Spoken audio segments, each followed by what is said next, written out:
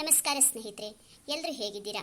ನೀವೆಲ್ಲರೂ ಚೆನ್ನಾಗಿದ್ದೀರಾ ಅಂತ ಅನ್ಕೋತಾ ಗಂಗಾಳ ಸುಂದರ ಸಂಸಾರದ ಕನಸು ಕಂಡೆ ಕತೆ ಭಾಗವನ್ನು ಶುರು ಮಾಡೋಣ. ನಿಮಗೇನಾದರೂ ಇಷ್ಟ ಆಯಿತು ಅಂದರೆ ದಯವಿಟ್ಟು ಲೈಕ್ ಮಾಡಿ, ಸಬ್ಸ್ಕ್ರೈಬ್ ಮಾಡಿಕೊಂಡು ಪೂರ್ತಿ ವಿಡಿಯೋ ನೋಡಿ ಸಪೋರ್ಟ್ ಮಾಡಿ. ನಮ್ಮ ಮುದ್ದು ಹುಡುಗಿ ಗಂಗಾ ಪ್ರತಿನಿತ್ಯ ಗಂಡ ತನ್ನ ಮೇಲೆ ಅನುಮಾನ ಪಡುವುದನ್ನು, ಕಷ್ಟ ಕೊಡುವುದನ್ನು, ಅವಮಾನ ಮಾಡುವುದನ್ನು ಸಹಿಸಿಕೊಳ್ಳುತ್ತಾ ಇರುತ್ತಾಳೆ. ಆದರೆ ನಿನ್ನೆ ದಿವಸ ಗಂಗಾಳ ಗಂಡ ಇನ್ನೊಂದು ಹೆಣ್ಣನ್ನು ಹೊಗಳುತ್ತಾನೆ. ವಿಷಯ ಏನೆಂದು ತಿಳಿಯಲೇಬೇಕೆಂಬುದು ಕಾರಣವನ್ನು ಹುಡುಕುತ್ತಾ ಗಂಡನನ್ನು ಹಿಂಬಾಲಿಸುತ್ತಾಳೆ ನಮ್ಮ ಮುದ್ದು ಹುಡುಗಿ ಗಂಗಾ. ಸ್ನೇಹಿತರೆ, ನಿಮಗೆ ನನ್ನ ಗಂಡನ ಅನೈತಿಕ ಸಂಬಂಧದ ವಿಷಯದ ಬಗ್ಗೆ ಗೊತ್ತಿತ್ತ ಸ್ನೇಹಿತರೆ? ಆದರೂ ಸಹಿತ ನಿಮ್ಮ ಸ್ನೇಹಿತೆ, ನಿಮ್ಮ ಅಕ್ಕ ತಂಗಿ ಎಂಬ ಭಾವನೆಯನ್ನು ಇಟ್ಟುಕೊಳ್ಳದೆ ಈ ವಿಷಯವನ್ನು ನನಗೆ ತಿಳಿಸಲೇ ಇಲ್ಲ ಅಲ್ವಾ ನೀವು? ಯಾಕೆ ಹೀಗೆ ಮಾಡಿದ್ರಿ ಸ್ನೇಹಿತರೆ? ನನ್ನ ಮೇಲೆ ನಿಮಗೆ ಕರುಣೆನೇ ಇಲ್ವಾ? ಪ್ರೀತಿನೇ ಇಲ್ವಾ? ನನ್ನ ಗಂಡನ ರೀತಿನೇ ನಿಮಗೂ ಸಹಿತ ನಾನು ಮೋಸ ಮಾಡಿದ್ದೇನಾ? ನನ್ನ ಗಂಡನಿಗೇನೋ ವಿದ್ಯಾವಂತೆ ಅಲ್ಲ, ನಾನು ಒಬ್ಬ ಹಳ್ಳಿ ಗುಗ್ಗು, ಪ್ಯಾಷನ್ ಮಾಡೋಕ್ಕೆ ಬರದೇ ಇರೋ ಒಬ್ಬ ಅಮಾಯಕ ಹಳ್ಳಿ ಹೆಣ್ಣು ಎಂಬ ಭಾವನೆ ಇದೆ. ನಿಮಗೂ ಅದೇ ರೀತಿ ಇದೆಯಾ ಸ್ನೇಹಿತರೆ? ಯಾಕೆ ಈ ರೀತಿ ಮಾಡಿದ್ರಿ? ನನ್ನ ಗಂಡನ ಅನೈತಿಕ ಸಂಬಂಧದ ಬಗ್ಗೆ ನೀವಾದರೂ ಹೇಳ್ಬೋದಿತ್ತಲ್ವಾ? ಈಗಿನ ಕಾಲದಲ್ಲಿ ಸುಸಂಸ್ಕೃತ ಹೆಣ್ಣು ಮಕ್ಕಳಿಗೆ ಬೆಲೆಯೇ ಇಲ್ಲ.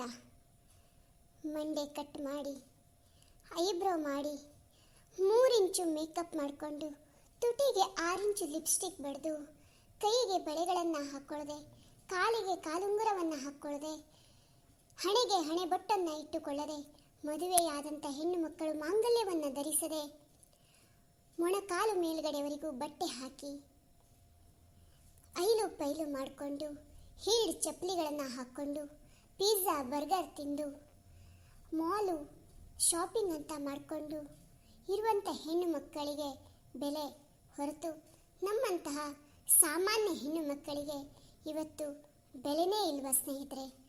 ನಾನು ಸಹಿತ ನನ್ನ ಗಂಡನಿಗೆ ಇಷ್ಟ ಆಗಬೇಕು ಅಂದರೆ ಇದೇ ರೀತಿ ಮಾಡ್ರನ್ ಆಗಿ ಇರಬೇಕಾ?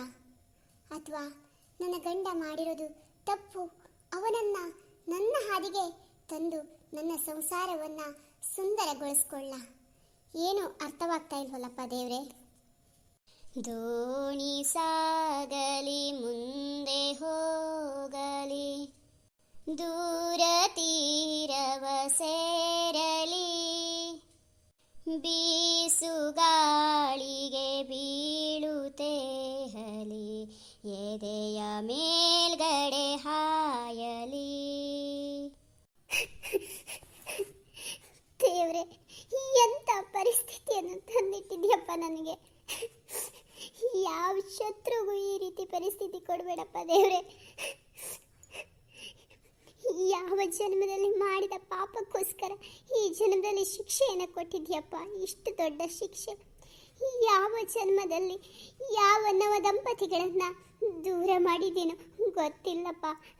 ಆದರೆ ಈ ಜನ್ಮದಲ್ಲಿ ನನ್ನನ್ನು ಒಳ್ಳೆಯವನಾಗಿಡಿಸಿ ನನ್ನ ಗಂಡನಿಗೆ ಕೆಟ್ಟ ಬುದ್ಧಿಯನ್ನು ಕೊಟ್ಟು ನನ್ನ ಸಂಸಾರವನ್ನು ಸಮುದ್ರದ ತೀರಕ್ಕೆ ಮಧ್ಯದಲ್ಲಿ ತೆಗೆದುಕೊಂಡು ಹೋಗಿ ಸಮುದ್ರದ ಅಲೆಗಳಿಗೆ ಕೊಚ್ಚಿ ಹೋಗುವಂತೆ ಮಾಡ್ತಾ ಇದೆಯಲ್ಲಪ್ಪ ಭಗವಂತ.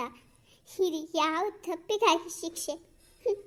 ನನ್ನ ಈ ಕಷ್ಟವನ್ನು ಯಾರ ಹತ್ರ ಅಂತ ಹೇಳಿಕೊಳ್ಳಿ? ಸ್ನೇಹಿತರೆ, ನಿಮ್ಮ ಮನೆಗೆ ಬಂದಿದ್ದೇನೆ ನನ್ನ ಕಷ್ಟವನ್ನು ಹಂಚಿಕೊಳ್ಳೋಣ ಅಂತ. ನಿಮಗೆ ಇಷ್ಟ ಆಯಿತು ಅಂದರೆ ದಯವಿಟ್ಟು ಸಬ್ಸ್ಕ್ರೈಬ್ ಮಾಡಿಕೊಂಡು ಪ್ರೋತ್ಸಾಹ ನೀಡಿ ಅಷ್ಟೇ ಈ ಗಂಗಾಳ ವಿನಂತಿ. ದೀಪವು ನಿನ್ನದೇ, ಗಾಳಿಯು ನಿನ್ನದೇ, ಆರದಿರಲಿ ಬದುಕು. ದೀಪವು ನಿನ್ನದೇ, ಗಾಳಿಯು ನಿನ್ನದೇ, ಆರದಿರಲಿ ಬೆಳಕು. ಕಡಲು ನಿನ್ನದೇ, ಹಡಗು ನಿನ್ನದೇ, ಮುಳುಗದಿರಲಿ ಬದುಕು. ದೀಪವು ನಿನ್ನದೇ,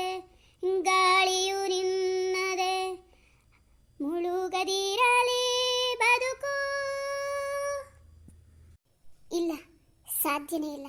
ಎಷ್ಟೇ ಅಗ್ನಿ ಪರ್ವತವೇ ಬಂದು ಉರುಳಿದರೂ ಸಹಿತ ನನ್ನ ಸಂಸಾರವನ್ನು ಬೆಂಕಿಗೆ ಸುಡಲು ನಾನು ಬಿಡುವುದಿಲ್ಲ. ಎಷ್ಟೇ ಮಳೆ ಗಾಳಿ ಬಂದರೂ ನನ್ನ ಸಂಸಾರವನ್ನು ಮುಳುಗಲು ನಾನು ಬಿಡುವುದಿಲ್ಲ. ಎದ್ದೇ ಎಲ್ತೀನಿ. ಜೀವನದಲ್ಲಿ ಗೆಲ್ಲಲೇಬೇಕು. ನನಗೂ ಸಹಿತ ಒಂದಲ್ಲ ಒಂದು ದಿವಸ ಒಳ್ಳೆಯ ದಿವಸ ಬಂದೇ ಬರುತ್ತದೆ. ಒಳ್ಳೆಯ ಬದುಕು ಸಿಕ್ಕೇ ಸಿಗುತ್ತದೆ. ಅಲ್ಲಿವರೆಗೂ ನಾನು ಕಾಯುತ್ತೇನೆ, ಕಾಯಲೇಬೇಕು. ಶಿಲ್ಪಿ ಕಲ್ಲಿಗೆ ಎಷ್ಟು ಪೆಟ್ಟನ್ನು ಹೊಡೆಯುತ್ತಾನೋ ಅಷ್ಟು ಸುಂದರವಾಗಿ ಶಿಲ್ಪಕಲೆ ಎದ್ದು ನಿಲ್ಲುತ್ತದೆ. ಆ ಭಗವಂತ ನನ್ನನ್ನು ಅದೆಷ್ಟು ಪರೀಕ್ಷೆ ಮಾಡುತ್ತಾನೋ ಮಾಡಲಿ. ನಾನು ಶಿಲ್ಪಿಗೆ ತಕ್ಕಂತೆ ನಾನು ಪೆಟ್ಟನ್ನು ತಿನ್ನುತ್ತೇನೆ. ಉತ್ತಮವಾದ ಶಿಲೆಯಾಗಿ ಎದ್ದು ನಿಲ್ಲುತ್ತೇನೆ. ನನ್ನ ಗಂಡನ ಎದುರು, ಅವಮಾನ ಮಾಡಿದವರ ಎದುರು ನಾನು ಬೆಳೆಯಲೇಬೇಕು. ಗಂಗಾಳ ಬಳಿಗೆ ಶ್ರೀಕಾಂತ್ ಆಫೀಸಲ್ಲಿ ಕೆಲಸ ಮಾಡುತ್ತಿರುವ ಉಸ್ತುವಾರಿಯನ್ನು ನೋಡಿಕೊಳ್ಳುತ್ತಿರುವಂತಹ ವಾಚ್ಮ್ಯಾನ್ ಕೆಲಸದಾಕೆ ಬರುತ್ತಾಳೆ. ಯಾರ್ರೀ ನೀವು? ಯಾಕೆ ಒಳಗಡೆ ಬಂದಿದ್ದೀರಾ? ಅಪಾಯಿಂಟ್ಮೆಂಟ್ ಇಲ್ಲದೆ ಇಲ್ಲಿ ಒಳಗಡೆ ಬರೋಂಗಿಲ್ಲ. ಪರ್ಮಿಷನ್ ತಗೊಂಡ್ರೆ ಮಾತ್ರ ಒಳಗಡೆ ಬಿಡೋದು. ಯಾರ್ರೀ ನೀವು? ಸೆಕ್ಯೂರಿಟಿ, ಸೆಕ್ಯೂರಿಟಿ, ಯಾಕೆ ಇವರನ್ನು ಒಳಗಡೆ ಬಿಟ್ಟಿದ್ದೀಯಾ? ಯಾರಿವರು? ಯಾರ್ರೀ ನೀವು? ನಿಮ್ಮ ಹತ್ರ ಏನಾರು ಅಪಾಯಿಂಟ್ಮೆಂಟ್ ಇದೆಯಾ? ಅಪಾಯಿಂಟ್ಮೆಂಟ್ ಇದ್ದರೆ ಲೆಟರ್ ತೋರಿಸಿ. ಅಪಾಯಿಂಟ್ಮೆಂಟ್ ಇಲ್ಲದೆ ಹಾಗೆಲ್ಲ ಬರೋಗಿಲ್ಲ. ಯಾಕೆ ಬಂದಿದ್ದೀರಾ? ಯಾರು ನೀವು? ನಿಮ್ಮ ಹೆಸರೇನು? ನೋಡಿ, ನೀವು ಇಲ್ಲಿಂದ ಇವಾಗಲೇ ಹೋಗದೆ ಹೋದರೆ ನಿಮ್ಮನ್ನು ಪೊಲೀಸ್ ಹಿಡಿದು ಕೊಡಬೇಕಾಗತ್ತೆ ಅಷ್ಟೇ. ಇದು ದೊಡ್ಡ ಕಂಪ್ನಿಗಳು. ಕಂಪ್ನಿ ಮುಂದೆ ಆ ರೀತಿಯಾಗಿ ಯಾರೋ ಹಳ್ಳಿ ಗುಗ್ಗು ಥರ ಕಾಣಿಸ್ತಾ ಇದೆಯಲ್ಲಮ್ಮ ನೀನು. ಏನಕ್ಕೆ ಬಂದಿದೀಯಾ? ಓ, ನಮ್ಮ ಆಫೀಸಲ್ಲಿ ನೆಲ ಒರೆಸೋರು ಬೇಕು ಅಂತ ಹೇಳಿದ್ದಾರೆ ಸರು, ಅದಕ್ಕೋಸ್ಕರ ಬಂದಿರೋದಾ ನೀವು? ಅಯ್ಯೋ, ನಿನ್ನ ಮನೆ ಕಾಯಿ ಹೋಗ. ಅಲ್ಲ, ಈ ಆಫೀಸ್ನ ಒಡ್ತೀನಿ ನಾನು. ಎಲ್ಲ ನಿನ್ನ ಈ ಆಫೀಸ್ನ ಮ್ಯಾನೇಜರ್ ಅಂದ್ಬಿಟ್ಟು ಅಲ್ಲ ಅಲ್ಲ, ಓ, ಎಲ್ಲರೂ ಆಗು ಹೋಗುಗಳನ್ನು ನೋಡ್ತಾ ಇರೋ ಮ್ಯಾನೇಜ್ಮೆಂಟ್ ಅಲ್ಲ ಅಲ್ಲ, ವಾಚ್ಮೆನ್ ತಿ. ಓ, ನನ್ನನ್ನು ಯಾರು ಅಂತ ಕೇಳ್ತಾಳಲ್ಲಪ್ಪ ಇವಳು. ಓಹೋ, ಅಲ್ಲ, ಈಕೆ ಹೇಳಿದ್ರಲ್ಲೂ ತಪ್ಪಿಲ್ಲ ಅಲ್ವಾ ಸ್ನೇಹಿತರೆ? ನಾನು ಮನೆ ಕೆಲಸದವಳೆ. ಆದರೆ ಈ ಆಫೀಸಲ್ಲ, ನನ್ನ ಗಂಡ ಶ್ರೀಕಾಂತ್ ಈ ಆಫೀಸ್ನ ಓನರ್ ಮನೆಯಲ್ಲಿ ಧರ್ಮಪತ್ನಿ ಎಂಬ ಹೆಸರಿನಲ್ಲಿ ಕೆಲಸಕ್ಕೆ ಸೇರಿಕೊಂಡವಳು. ನಿಜ ತಾನೆ ಸ್ನೇಹಿತರೆ? ಈಕೆ ಹೇಳಿರೋದು ಕರೆಕ್ಟಾಗೇ ಇದೆ. ಈ ಆಫೀಸ್ನ ಓನರ್ ಹೆಂಡತಿಯಾಗಿದ್ದು ಸಹಿತ ನನಗೆ ಕೆಲಸದವಳ ಪಟ್ಟ. ಅವಳು ಪಾಪ ಏನು ಮಾಡ್ತಾಳೆ? ನನ್ನ ಗಂಡ ಈ ಆಫೀಸ್ ಕರ್ಕೊಬಂದು ಈಕೆ ನನ್ನ ಧರ್ಮಪತ್ನಿ ಅಂತ ಎಲ್ರಿಗೂ ಪರಿಚಯ ಮಾಡಿಕೊಟ್ರೆ ನನಗೂ ಸಹಿತ ಸೆಲ್ಯೂಟ್ ಸಿಗ್ತಾ ಇತ್ತು. ನನಗೂ ಎಲ್ಲರೂ ಕಾಫಿ ಬೇಕಾ ಮೇಡಮ್, ಟೀ ಬೇಕಾ ಮೇಡಮ್, ಏನು ಕೊಡಲಿ, ನಮಸ್ತೆ, ಹೇಗಿದ್ದೀರಾ, ಚೆನ್ನಾಗಿದ್ದೀರಾ ಅಂತ ಮಾತಾಡಿಸ್ತಾ ಇದ್ರು. ಆದರೆ ನನ್ನ ಗಂಡ ನನಗೆ ಕೊಟ್ಟ ಸ್ಥಾನ ಕೆಲಸದವಳು ತಾನೆ. ಈಕೆ ಹೇಳಿರೋದ್ರಲ್ಲಿ ತಪ್ಪೇನೂ ಇಲ್ಲ. ಏನ್ರಿ ಯೋಚನೆ ಮಾಡ್ತಾ ಇದ್ದೀರಾ ನೀವು? ಯಾಕೆ ನಿಮಗೆ ಕನ್ನಡದಲ್ಲಿ ಬರಲ್ವಾ? ಹೇಳಿರೋ ಮಾತು ಗೊತ್ತಾಗಲ್ವಾ? ಒಂದು ಸಾರಿ ಹೇಳಿದ್ರೆ ಅರ್ಥ ಮಾಡ್ಕೋಬೇಕು. ನಡೀರಿ ನಡೀರಿ, ಇಲ್ಲ ಅಂದರೆ ಸೆಕ್ಯೂರಿಟಿನ ಕರೆದುಬಿಟ್ಟು ದಬ್ಬಬೇಕಾಗತ್ತೆ ನಿಮ್ಮನ್ನು ಹೊರಗಡೆ. ಪೊಲೀಸರಿಗೆ ಕಂಪ್ಲೇಂಟ್ ಮಾಡಬೇಕಾಗತ್ತೆ. ಹುಷಾರ್. ಅಯ್ಯೋ ಶಿವನೇ, ಆ ರೀತಿ ಮಾಡಬೇಡಿ ಮೇಡಮ್. ನಮಸ್ಕಾರ, ಹೇಗಿದ್ದೀರಾ, ನಿಮ್ಮ ಹೆಸರೇನು ಅಂತ ಪರಿಚಯ ಮಾಡ್ಕೊಳ್ತೀರಾ? ನಿಮ್ಮ ಕೆಲಸ ಇಲ್ಲೇನು ಅಂತ ಹೇಳ್ತೀರಾ? ನನ್ನ ಹೆಸರು ರಚನಾ ಅಂತ. ನಿಮ್ಗೆ ಯಾಕೆ ಅದರ ವಿಷಯ? ನೋಡಿ, ಏನಕ್ಕೆ ಬಂದಿದ್ದೀರಾ? ನೀವು ಒಳಗಡೆ ಬಂದಿರೋದೇ ತಪ್ಪು, ಹೊರಗಡೆ ಹೋಗಿ. ಎಷ್ಟು ಚೆನ್ನಾಗಿ ಮಾತಾಡ್ತಾ ಇದ್ದೀರಾ ನೀವು. ಓ ಹೌದಾ, ಥ್ಯಾಂಕ್ ಯು ಸೋ ಮಚ್. ನನಗೆ ನಿಮ್ಮಿಂದ ಒಂದು ಸಹಾಯ ಆಗಬೇಕಿತ್ತು. ಈ ಆಫೀಸ್ನ ಮ್ಯಾನೇಜರ್ ಶ್ರೀಕಾಂತ್ ಅನ್ನೋರಿದ್ದಾರಲ್ಲ, ಅವ್ರ ಬಗ್ಗೆ ಒಂದಿಷ್ಟು ಇನ್ಫಾರ್ಮೇಷನ್ ಬೇಕಿತ್ತು ನನಗೆ. ಏನ್ರಿ ಹೇಳ್ತಾ ಇದ್ದೀರಾ? ಒಂದು ಆಫೀಸಿಗೆ ಬಂದುಬಿಟ್ಟು ಒಬ್ಬ ಮ್ಯಾನೇಜರ್ ಬಗ್ಗೆ, CEO ಬಗ್ಗೆ ಅದನ್ನು ಕೇಳ್ತಾ ಇದ್ದೀರಲ್ಲ, ಇದು ತಪ್ಪಲ್ವಾ? ನೋಡಿ, ಅಪಾಯಿಂಟ್ಮೆಂಟ್ ಇದ್ದರೆ ಹೇಳಿ, ಎಲ್ಲನೂ ಒಳಗಡೆ ಆಫೀಸ್ಗೆ ಶ್ರೀಕಾಂತ್ ಅವ್ರನ್ನ ಭೇಟಿ ಮಾಡಿಸ್ತೀನಿ. ಅದು ಬಿಟ್ಟು ನೀವು ಒಳಗಡೆ ಬಂದಿರೋದೇ ತಪ್ಪು. ನೋಡಿ ನೋಡಿ, ನೀವು ಹೊರಗಡೆ ಹೋಗಿ. CEO ಬಗ್ಗೆ ಆ ರೀತಿ ಇನ್ಫಾರ್ಮೇಷನ್ ಎಲ್ಲ ಕೊಡೋ ಹಾಗಿಲ್ಲ. ಸೆಕ್ಯೂರಿಟಿಗೆ ಪ್ರಾಬ್ಲಮ್ ಆಗತ್ತೆ ಗೊತ್ತಾ? ಯಾಕೆ ಈ ರೀತಿ ಮಾಡ್ತಾ ಇದ್ದೀರಾ? ನೀವು ಹೋಗಿಬಿಟ್ಟು ಪೊಲೀಸರ ಹತ್ರಿಂದ ಪರ್ಮಿಷನ್ ತೊಗೊಂಡು ಬಂದರೆ ಅವ್ರನ್ನ ಭೇಟಿ ಮಾಡ್ಬೋದು. ಅಥವಾ ನೀವು ಅವರಿಗೆ ಕಾಲ್ ಮಾಡಿಬಿಟ್ಟು ಅಪಾಯಿಂಟ್ಮೆಂಟ್ ತೊಗೊಳ್ಳಿ, ನಿಮಗೆ ಸಿಗತ್ತೆ. ಇಲ್ಲಾಂದರೆ ಮ್ಯಾನೇಜರ್ಗೆ ಕಾಲ್ ಮಾಡಿಬಿಟ್ಟು ಅಪಾಯಿಂಟ್ಮೆಂಟ್ ತೊಗೊಂಡು ನೀವು ಶ್ರೀಕಾಂತ್ ಸರ್ ಅವ್ರನ್ನ ಭೇಟಿ ಆಗ್ಬೋದು. ಅದು ಬಿಟ್ಟು ನಿಮಗೆ ಈ ರೀತಿಯೆಲ್ಲ ಹೇಳೋಕ್ಕಾಗಲ್ಲ ಮೇಡಮ್. ನೀವು ಹೊರಗಡೆ ಹೋಗಿ ನೋಡಿ, ನನಗೂ ಪ್ರಾಬ್ಲಮ್ ಆಗತ್ತೆ. ಸರಿ ಆಯಿತು, ಅವ್ರ ಬಗ್ಗೆ ಇನ್ಫಾರ್ಮೇಶನ್ ಏನು ಕೊಡಬೇಡಿ. ಅವ್ರ ಜೊತೆ ಈಗ ತಾನೇ ಆಫೀಸ್ ಒಳಗಡೆ ಹೋದ್ರಲ್ವಾ ಜಯಮಲಾ ಅನ್ನೋರು, ಅವ್ರ ಬಗ್ಗೆ ಇನ್ಫಾರ್ಮೇಶನ್ ಏನಾದರೂ ಸಿಗತ್ತಾ ನಿಮ್ಮ ಹತ್ರ? ಓ, ಜಯಮಲಾ ಮೇಡಮ್ ಅವ್ರ ಬಗ್ಗೆ ಕೇಳ್ತಾ ಇದ್ದೀರಾ? ನೋಡಿ, ಅವ್ರ ಬಗ್ಗೆನೂ ಆ ರೀತಿ ಹೇಳೋ ಹಾಗಿಲ್ಲ, ಆದರೂ ನೀವು ಇಷ್ಟೊಂದು ಚೆನ್ನಾಗಿ ರಿಕ್ವೆಸ್ಟ್ ಮಾಡ್ಕೊತಾ ಇದ್ದೀರಾ ಅಂತ ಹೇಳ್ತಾ ಇದ್ದೀನಿ. ಅವರು ಶ್ರೀಕಾಂತ್ ಅವರ ವೈಫ್, ಅವರು ಈ ಆಫೀಸ್ನ ಪರ್ಸನಲ್ ಸೆಕ್ರೆಟರಿ ಅವರು. ಅವರೇ ಶ್ರೀಕಾಂತ್ ಸರ್ ಅವರ ಎಲ್ಲ ಶೆಡ್ಯೂಲ್ಗಳನ್ನು ನೋಡ್ಕೊತಾ ಇದ್ದಾರೆ. ಏನು ಅಮ್ಮ ದೇವ್ರೆ, ತಾಳಿ ಕಟ್ಟಿರೋ ಹೆಂಡತಿಯನ್ನ ಈ ಸಮಾಜಕ್ಕೆ ತೋರಿಸೋದಕ್ಕೆ ಇವರಿಗೆ ನಾಚಿಕೆ ಆಗತ್ತೆ. ಇಟ್ಕೊಂಡು ಇವಳನ್ನ ಈ ಆಫೀಸ್ನವ್ರು ಎಲ್ರಿಗೂ ಹೆಂಡತಿ ಅಂತ ಪರಿಚಯ ಮಾಡಿಕೊಟ್ಟಿದಾರ. ಇದು ಎಂತ ಏನು ಅರ್ಥ ಆಗ್ತಾ ಇಲ್ಲಲ್ಲಪ್ಪ ದೇವ್ರೆ ನನಗೆ.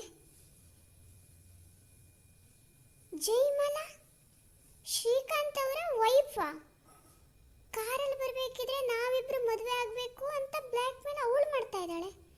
ಇಲ್ಲಿ ನೋಡಿದ್ರೆ ಈಗಾಗಲೇ ಶ್ರೀಕಾಂತ್ ಅವರ ವೈಫ್ ಜಯಮಲಾ ಆಗೋಗ್ಬಿಟ್ಟಿದ್ದಾಳೆ. ಏನಪ್ಪ ಇದು ಹಕ್ಕಿಕತ್ತು? ನಮಸ್ತೆ ಮೇಡಮ್. ಯಾಕೆ, ಏನು ಯೋಚನೆ ಮಾಡ್ತಾ ಇದ್ದೀರಾ? ನೋಡಿ, ಬೇಗ ಬೇಗ ಹೊರಡಿ, ನಿಮ್ಗೆ ಗೊತ್ತಾಯ್ತು ತಾನೇ? ಅಂದಾಗೆ ಮೇಡಮ್, ಜಯಮಲಾ ಅವರು ಶ್ರೀಕಾಂತ್ ಅವರನ್ನ ಮದುವೆಗೆ ಎಷ್ಟು ವರ್ಷ ಆಯಿತು? ಅದೇನಾದರೂ ಗೊತ್ತಿದೆಯಾ ನಿಮಗೆ? ನೋಡಿ, ಇಷ್ಟು ನಿಮಗೆ ಹೇಳಿರೋದೇ ದೊಡ್ಡ ವಿಷಯ. ಈ ಥರದಲ್ಲಿ ಇನ್ನು ಅವ್ರ ಪರ್ಸ್ನಲ್ ವಿಷಯವನ್ನು ಕೇಳ್ತಾ ಇದ್ದೀರಲ್ಲ, ಯಾಕೆ ನೀವು ಯಾರು? ನೋಡಿ, ಶ್ರೀಕಾಂತ್ ಸರ್ ಅವರು ಅವರನ್ನು 3 ವರ್ಷದ ಹಿಂದೆನೇ ಮದುವೆ ಆಗಿದ್ದಾರೆ.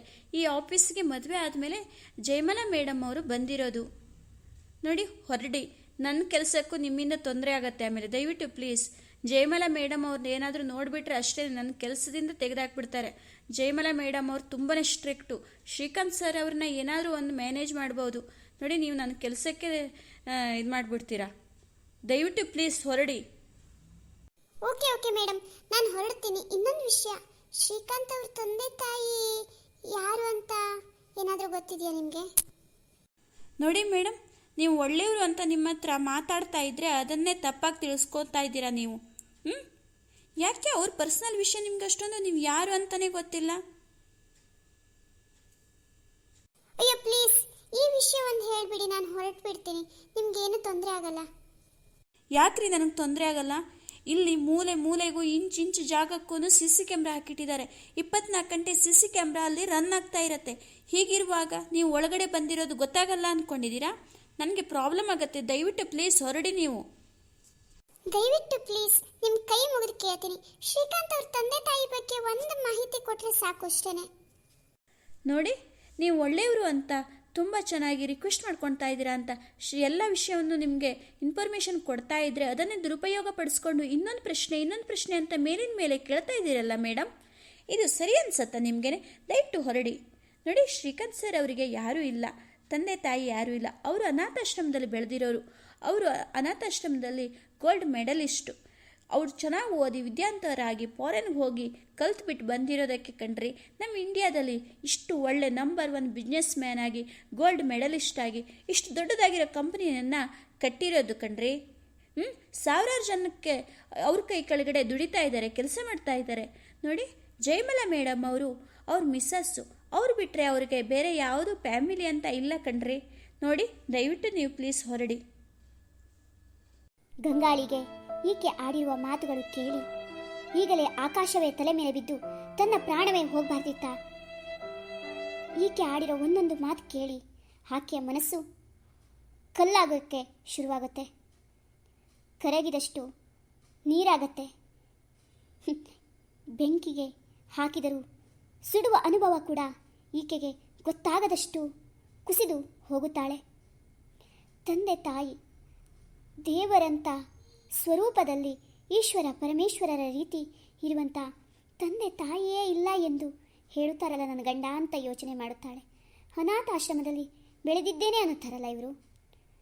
ತಂದೆ ತಾಯಿ ಕಷ್ಟಪಟ್ಟು ಹೊಟ್ಟೆ ಬಟ್ಟೆ ಕಟ್ಟಿ ಕತ್ತೆಯ ಹಾಗೆ ದುಡಿದು ಇವರನ್ನು ಫಾರಿನ್ಗೆ ಹೋಗಿ ಓದಿಸಿ ವಿದ್ಯಾವಂತರನ್ನಾಗಿ ಮಾಡಿ ಕಷ್ಟಪಟ್ಟು ಬೆಳೆಸಿದ ಮಗ ಇವತ್ತು ತಂದೆ ತಾಯಿಯೇ ಅನಾಥರು. ಅನಾಥಾಶ್ರಮದಲ್ಲಿ ನಾನು ಬೆಳೆದಿದ್ದೇನೆ, ನನಗೆ ತಂದೆ ತಾಯಿನೇ ಇಲ್ಲ ಅಂತ ಹೇಳ್ತಿದ್ದಾರೆ. ತನ್ನ ಪ್ರಾಣ ಈಗಲೇ ಹೋಗಬಾರ್ದೇ ಎಂದು ಗಂಗಾ ಯೋಚಿಸುತ್ತಾ ನಡೆಯುತ್ತಾಳೆ.